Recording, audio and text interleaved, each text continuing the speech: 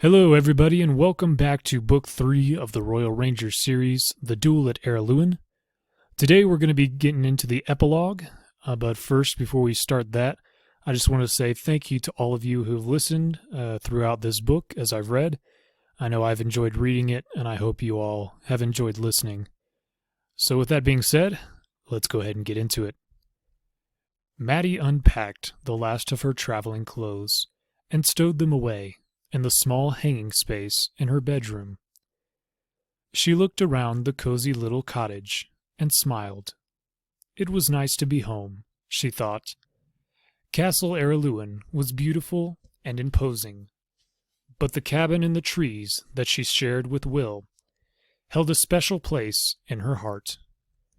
Her mentor was due to arrive home later in the day. She had learned from Lady Pauline when she called at Castle Redmont to pick up Sable, Will's border shepherd. The dog now lay watching her muzzle on her front paws, and her eyes wide open, following Maddie around the room as she unpacked. Word of events at Castle Araluen had yet to reach Castle Redmont. Gillen and Horace had ordered that the news should be suppressed for the time being. That way, they hoped that any remaining Red Fox rebels would be unaware of Damon's defeat, and so would be easier to round up and arrest. The prisoners they had taken at Castle Araluen and at the hill fort had provided them with a long list of names of co-conspirators.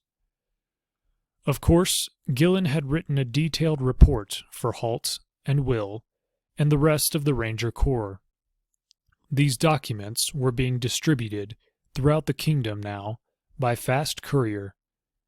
The Rangers, in turn, would inform their respective barons of what had taken place.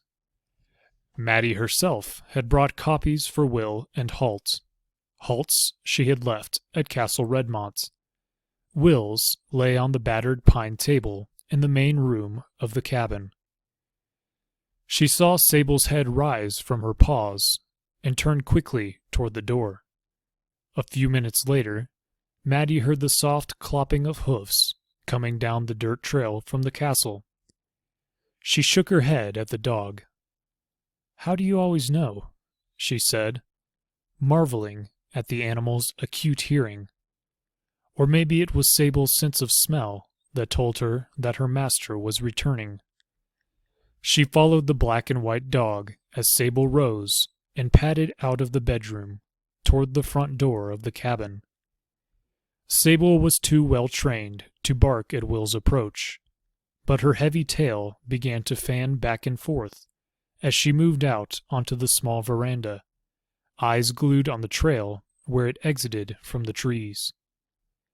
Minutes later, a cloaked figure, mounted on a shaggy gray horse, appeared out of the shadows under the trees. From the stable behind the cabin, Bumper whinnied a greeting. Tug's head rose in reply. Will rode slowly out into the sunlit clearing in front of the cabin and raised his hand in greeting. "Welcome home," Maddie called, and he smiled in reply. "Any luck in the west?" He made a face, then shook his head. He and Halt had been sent to investigate further activity from the Red Fox clan in the northwest of the kingdom. "Wild goose chase," he said, as he reined Tug in beside the veranda. "A couple of fanatics shouting slogans and trying to stir up the countryside. Not that they had much luck with that. Halt threw them in a duck pond, and that seemed to cool them down. Baron Hexel locked them up in jail for good measure." She nodded to herself. The rumors of activity in the northwest had obviously been a distraction, intended to keep Halt and Will away from the main action in the east. Damon had planned his rebellion thoroughly. Will dismounted, and Maddie stepped down from the veranda to take Tug's reins. The little gray gave her a friendly nod. "I'll take care of Tug for you," she said. Will smiled his thanks. "That's kind of you. Any coffee ready? There's a pot on the stove. I made it 5 minutes ago, she told him, and saw the anticipatory gleam in his eyes. That's even kinder, he said. How was your holiday? Oh, you know how it is, she said. It was lovely to see Mum and Dad and catch up with things at Araluen. But after a week, I was bored and wanted to be back here. I'm sure a few weeks of peace and quiet did you good, Will said. He lifted his saddlebags and bedroll from Tug's back and slung them over his shoulder. Is Evelyn well? He asked. When Will had met Cassandra for the first time, she was traveling under the assumed name of Evelyn. In all the years that had passed since, he had never become accustomed to calling her Cassandra. She's fine, Maddie told him. Dad, too. They send their love. How did Horace and Gillen make out with that Red Fox nonsense north of Araluen? He asked. Maddie shrugged. They sorted it out. No big drama. She turned away to lead Tug to the stables, hiding her grin as she did so.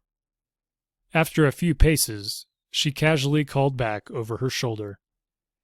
There's a dispatch from Gillen on the table. I'll read it while I have coffee.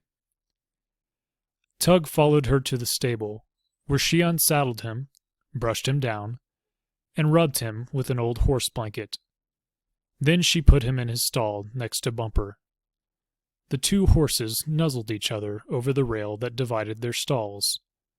She filled Tug's drinking trough and ladled some grain into his feed bin. Bumper looked at her accusingly, and she gave him some extra grain as well. Then she gave each horse an apple from the cask outside the stable door and returned to the cabin. Will looked up as she entered.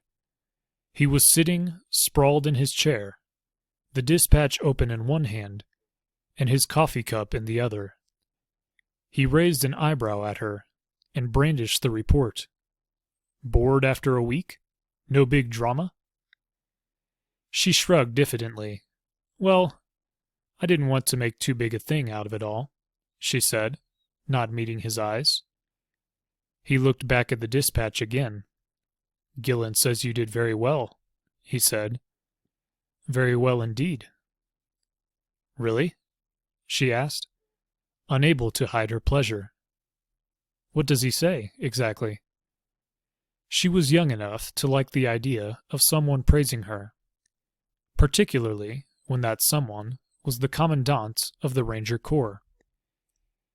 He says you've learned not to yell out when someone steps on your hand. That's good to hear, he said, glancing earnestly at the dispatch. Is that all? She asked, her voice rising with her disappointment. He must say more than that. I don't think we want you getting a swollen head, he said. He folded the dispatch and put it away inside his jerkin. She dropped her gaze, shuffling her feet in embarrassment. No, I suppose not, she said awkwardly. Will decided he'd teased her long enough. He also says I should be very proud of you. She looked up at him. His face was a mask, and for a long moment the silence stretched between them. Finally, she could stand it no longer. And are you? She asked tentatively. Will smiled at her. Oh, very proud indeed. And that is going to bring us to the end of the Duel at Araluen.